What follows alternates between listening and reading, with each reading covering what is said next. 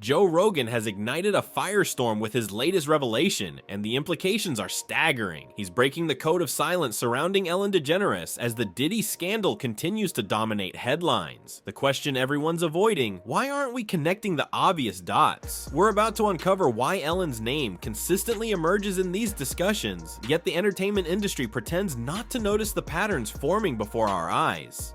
About Diddy and his oil parties with these 18-year-olds. Like, do I think it's good? No. I want to beat up their dad, but other than that, I don't really give. When federal authorities arrested Diddy on multiple serious charges, the digital world transformed into a detective agency. Internet sleuths methodically excavated archived footage of celebrities discussing his notorious gatherings. Their discoveries were damning. Extensive video evidence of Ellen and Diddy sharing intimate conversations on her platform, exchanging what appeared to be lighthearted banter about parties that now carry sinister implications under federal investigation. All right, we're back with Sean Diddy Combs. Is it Diddy today? Because sometimes you're Puffy and sometimes you're Diddy. Or sometimes you're Daddy. What are you today? I'm so confused today with it, as long as you say it in a nice way. The revelation from Joe Rogan cuts straight to the heart of Hollywood's protective mechanisms. According to his analysis, there's a calculated reason why Ellen faces no scrutiny regarding her documented connections to Diddy. Despite hosting him multiple times and openly joking about gatherings now central to criminal proceedings, she remains untouchable. The conspiracy of silence surrounding her involvement is becoming increasingly difficult to ignore for those paying attention.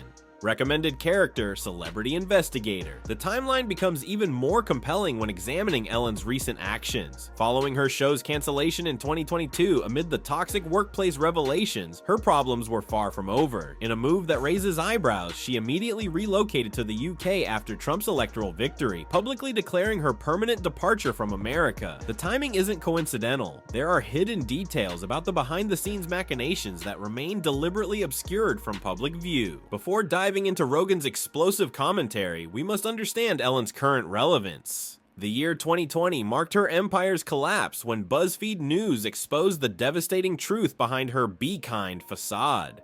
The workplace she cultivated was a breeding ground for systematic abuse, racial discrimination, psychological intimidation, and punitive firings for basic human needs like bereavement leave. Former employees revealed the horrifying reality: her kindness existed solely for cameras, a carefully crafted illusion designed to manipulate public perception. Joe Rogan's analysis of Ellen and the Diddy situation exposes Hollywood's most uncomfortable truth. During his podcast discussion, he highlighted the disturbing pattern of celebrities openly celebrating Diddy's parties as status symbols for years. He specifically identified Ashton Kutcher among others who treated these invitations as bragging rights. But Ellen DeGeneres stands apart. She was among the primary figures engaging in these conversations with Diddy on national television, creating a permanent record of her involvement. Rogan's observation strikes at the heart of celebrity accountability. The fundamental question haunting this entire scandal: how did numerous high-profile attendees participate in these gatherings without witnessing the alleged criminal activities? Diddy faces serious federal charges, including orchestrating what prosecutors term freak-off parties involving illegal conduct. Yet celebrities like Ellen, who engaged in multiple televised discussions about these very events, maintain complete silence now that criminal investigations have commenced. The evidence trail reveals the depth of Ellen's knowledge and involvement. She hosted Diddy at least 3 documented times, consistently joking about his legendary gatherings. Historical footage from 2002 shows Diddy making disturbing comments to Conan O'Brien about requiring locks on doors for his parties. Statements that seemed humorous then, but carry ominous undertones given current allegations. Ellen's situation becomes more compromising when examining her response to recent inquiries about the Diddy allegations. Her complete avoidance and visible discomfort speak volumes about her potential knowledge. Rogan's central argument is devastatingly simple, yet powerful. When someone maintains close enough relationships to repeatedly host an individual on their platform, jokes about their activities, and claims insider knowledge, they bear responsibility to speak truthfully when that person faces criminal charges. Ellen's silence, along with others in similar positions, reveals the suspicious nature of Hollywood's protective instincts. The toxic workplace scandal provides additional context. It potentially connects Ellen's controlling behavior to the broader Diddy situation through patterns of power abuse and enforced silence.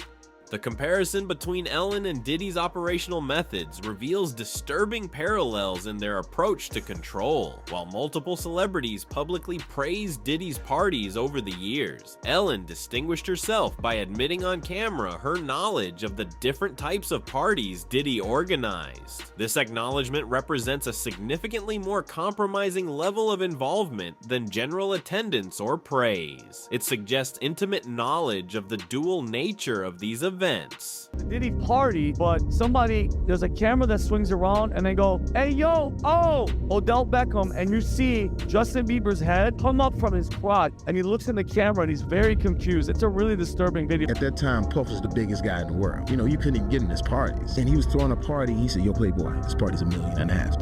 I said, for what? I mean, what are you saying? It costs $1.5 million to throw this party. I said, Puff, I love it. The party's amazing. Yes, the mayor is here and everything. I said, but that's too much money. I said, you come to my place in LA, I'll throw you a party for $400. That will rival this party. And he got a little mad. He was like, yo, no, I'm known for this shit. Don't. Ellen's moral inconsistency becomes glaringly apparent when examining her past actions. In 2009, following Chris Brown's assault allegations against Rihanna, she questioned Diddy about providing his residence to Brown, positioning herself as a champion against domestic violence. She proclaimed her unwillingness to let any woman believe returning to an abusive partner was acceptable. Yet by 2020, her own staff reported experiencing systematic abuse and toxic treatment on her show. This hypocrisy undermines her credibility and raises questions about her true character versus her public persona.